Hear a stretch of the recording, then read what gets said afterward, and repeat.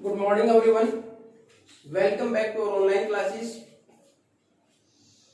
In the last class, we have completed our third lesson of history. Now we are moving towards the fourth lesson of geography, that is agriculture.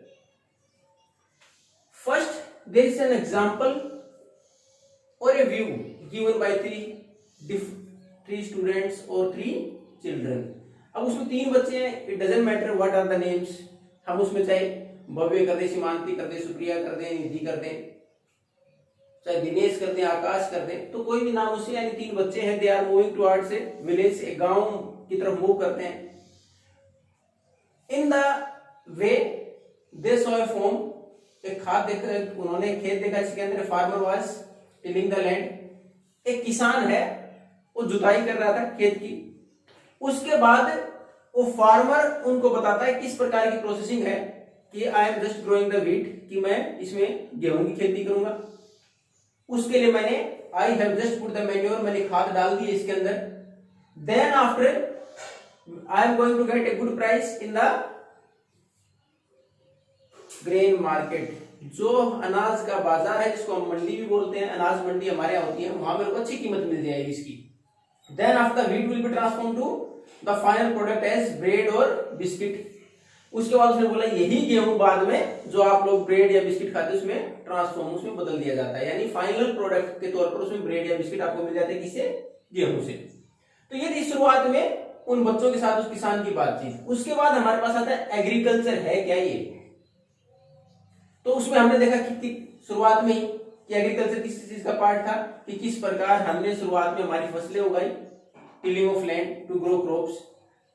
अब उसमें transformation दे रखा था from wheat to biscuit and bread.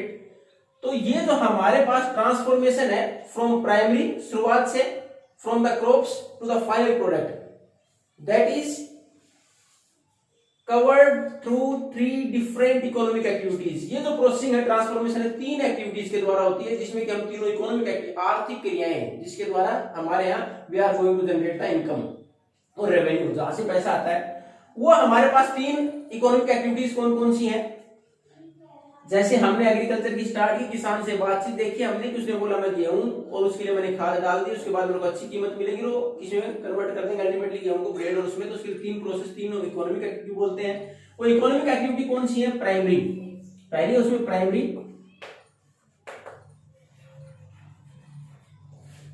Activities. Primary में क्या होता है? Whatever we are going to extract और गेटिंग फ्रॉम द नेचर. जो भी चीजें हमें नेचर से मिलती हैं या वहां से हम यूज करते हैं, निकालते हैं, वो सारी किसमें आती है? प्राइमरी एक्टिविटीज में. इसमें हम एग्जांपल देखेंगे. जैसे प्राइमरी एक्टिविटीज में हमारे पास एग्रीकल्चर आपने ऊपर लिखा ही है, जो हम खेती कर रहे हैं. उसके बाद अगर हम बात करें फॉरेस्ट्री, जो हमारे पास वन है, अगर कोई फॉरेस्ट चीज हम ले रहे हैं. उसके बाद इवन एनिमल हस्बेंड्री या पशुपालन, वो भी इसी के अंतर्गत आता है.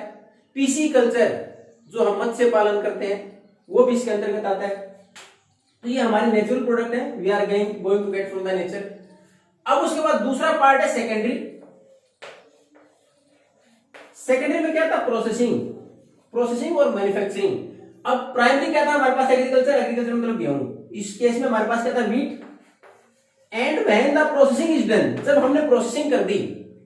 प्रोसेसिंग क्या कर दी हमने? उस गेहूं से आटा बनाया और उसके साथ हमने शुगर, ऑयल एक्सेट्रा मिक्स कर दिया. ये तो मिक्सिंग की प्रक्रिया थी, यानी बिस्किट या ब्रेड बनाने से पहले जो मिक्सिंग की प्रक्रिया थी, क्या है हमारे पास? Secondary sector. इसमें आता है मैन्युफैक्चरिंग और प्रोसेसिंग. यानी हमने कोई दूसरा प्रोडक्ट बनाया उस प्राइमरी प्रोडक्ट से, या फिर जो हमारे पास बेसिक प्रोडक्ट है उसको जब हमने ट्रांसफॉर्म कर दिया दूसरी चीज में, वो हो सकता है प्राइमरी से ना हो, लेकिन अगर किसी भी चीज को हम ट्रांसफॉर्म करते हैं इनटू मोर वैल्यूएबल गुड्स, उसकी कीमत बढ़ जाए, उसके अनुसार मोर वैल्यूएबल बनाते, तो मैन्युफैक्चरिंग है. प्रोडक्शन कर दिया, प्रोसेसिंग की, वो किस में आ जाएगा? सेकेंडरी सेक्टर में. प्राइमरी हमने डायरेक्ट कहां से मिल गया? नेचर से मिल गया. सेकेंडरी हमने मैन्युफैक्चरिंग, जहां हमने प्रोसेसिंग कर दी उस प्रोडक्ट की. और टर्सरी फाइनल प्रोडक्ट. तीसरी होती है हमारी टर्सरी. इसमें फाइनल प्रोडक्ट बनने के बाद टर्सरी में होता है सेवा क्षेत्र भी बोलते हैं इसको. It is also called service sector. Service क्यों? सेवाएं. इसमें कोई प्रोडक्शन नहीं होता, इसके अंदर कोई these are just going to help the primary and secondary activities, ये केवल प्राइमरी और सेकेंडरी एक्टिविटीज में हेल्प करती है को डेवलप होने में। किस प्रकार देखो, टर्सरी में क्या क्या आता है, ट्रांसपोर्टेशन, यानी इंडस्ट्रीज तक, ये रॉ मटेरियल एग्रीकल्चर से हमने वीट लिया, वीट से अगर बिस्किट बनाया तो वीट इंडस्ट्री तक पहुंचेगा कैसे, ट्रांसपोर्टेशन चाहिए, गाड़ी चाहिए। उस गाड़ी ने उस गेहूं को थोड़े बनाया, लेकिन उसने सहायता की उसको वहां बनाने तक पहुंचाने के लिए, यानी सर्विस दी, अपनी सेवाएं दी, ट्रांसपोर्टेशन। बैंकिंग, पैसा नहीं आपको लोन लेना पड़ा, बैंक में जाके पैसा लेके आ गए, उसने अपनी सेवाएं दी है, वो पैसा ना तो उसने बनाया, वो बनाया कहीं और गया, बैंक ने केवल अपनी सेवाएं दी, आपको प्रोवाइड करा दिया लोन। इंश्योरेंस, अगर किसी केस में अगर आपके यहाँ चाहे हम सेकेंडरी में मान लें यहाँ कोई दुर्घटना हो जाती है, आपने इंश्योरेंस करा रखा, आपको उसका रिकवर हो जाता है, वहां केवल बीमा कंपनी अपनी सेवाएं दे रही है। टीचिंग, जैसे मैं आप लोगों को पढ़ा रहा हूं तो I am not going to produce anything, मैं कोई नया प्रोडक्शन नहीं कर रहा, बस मैं आपको गाइड कर रहा हूं, in future you are going to be productive. आप किसी न किसी फील्ड में जाए, इसका बेनिफिट किसी जॉब के लिए लें, तो तब आप जाके कहीं स्किल्ड बनेंगे, लेकिन फिलहाल मैं कोई प्रोडक्शन नहीं कर रहा हूं, I am just guiding you, मैं केवल अपनी सेवाएं दे रहा हूं। ये क्या टर्सरी सेक्टर है, टर्सरी सेक्टर में केवल सेवाएं हैं, यानी कोई प्रोडक्शन नहीं है, दोनों ये दो सेक्टर को हेल्प करती है प्रोडक्ट आगे बढ़ने में, इनको मजबूत होने में, डेवलप होने में, इंप्रूव होने में। तो टर्सरी सेक्टर में हमारे पास जैसे बैंकिंग है, ट्रांसपोर्टेशन है,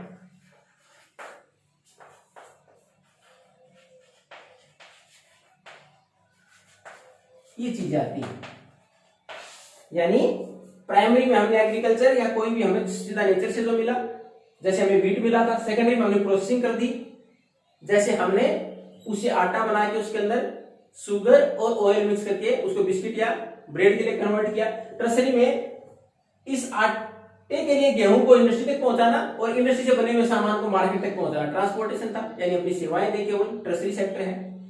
तो ये तो थे तीन इकोनॉमिक एक्टिविटीज जिसके द्वारा हमारे यहाँ ये सारी चीजें ट्रांसफॉर्मेशन होती है और लास्ट फाइनल प्रोडक्ट हमें मिलता है।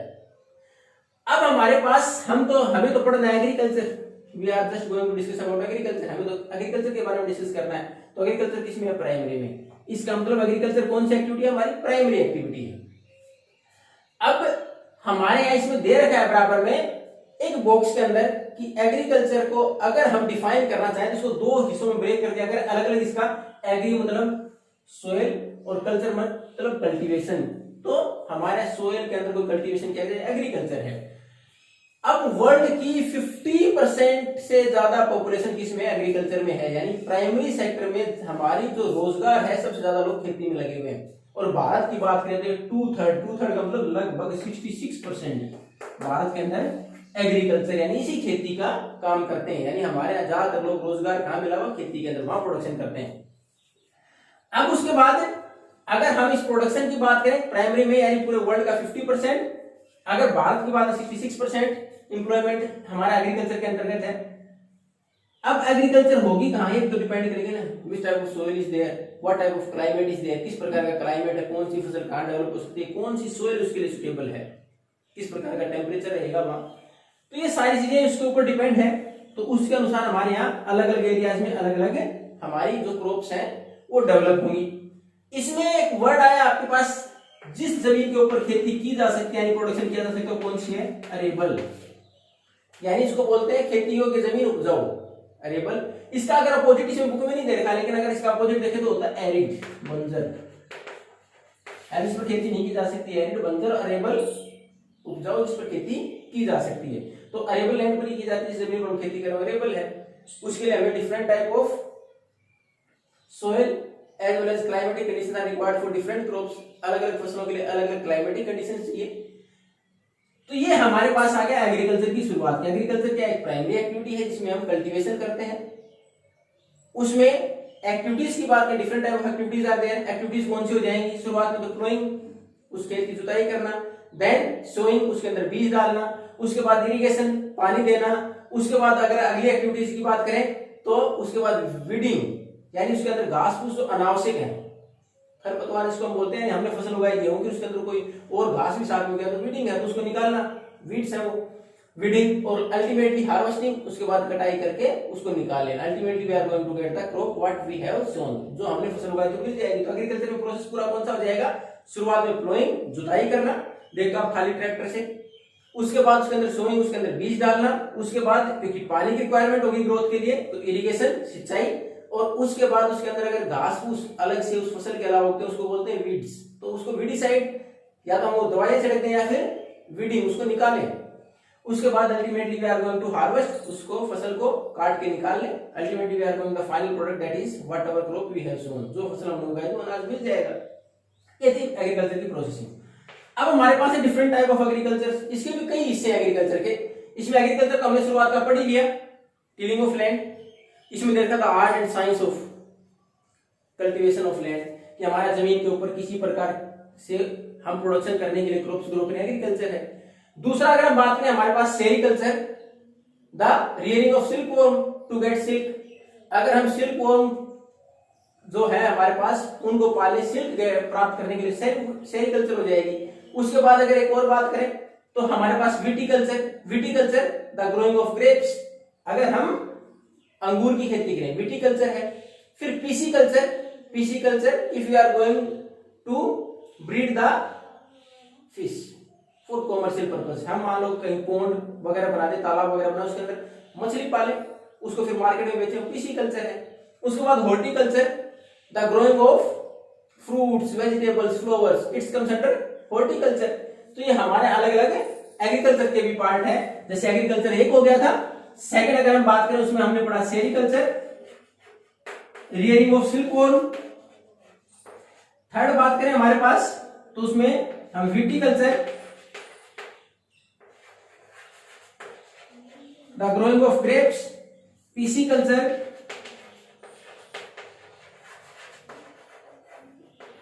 पिसीकल्चर हमारे पास द ब्रीडिंग ऑफ फिश। उसके बाद horticulture,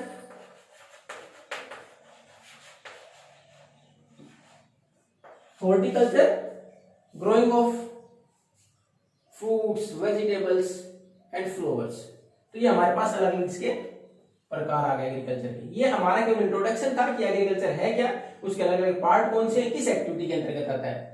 Now in the next class we are moving towards it is also as a system, agriculture is also a farm system, एक पूरी व्यवस्था के तहत इसका प्रोडक्शन होता है। तो we are going to continue in the next class. Thank you and have a nice day.